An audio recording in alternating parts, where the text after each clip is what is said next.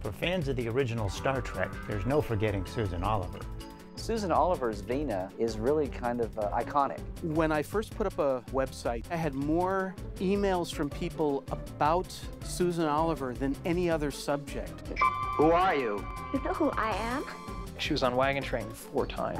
Route 66. Susan was in 3 of those. She did an early Ozzie and Harriet episode. The Twilight Zone. Susan Oliver. You have Susan Oliver, who was almost always on the first choice list to be the female guest star in these shows. She was just so versatile, sort of like a chameleon, and for television it was perfect. You liked her, you believed her. When the close-up was here, she was thinking. I think what counts is taking charge of your life.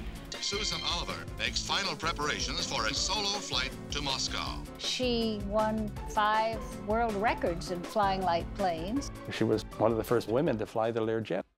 I'll never know why she turned down a 7-year contract to Warner Brothers. Why isn't she doing a series? And there were very few actresses who were that prolific who didn't get a series. She turned it down. That is surprising. She didn't want to be locked into anything. She didn't want to be controlled. She wanted to write. She wanted to direct.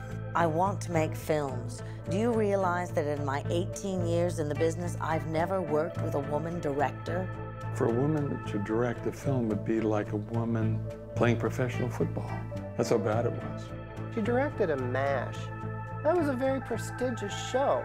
Our crew just wasn't ready for a female director at that time.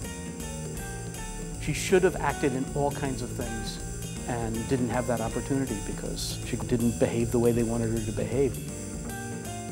She was just so watchable and endearing. What happened? How did somebody who was that good not have the kind of star career that her star power sort of justified?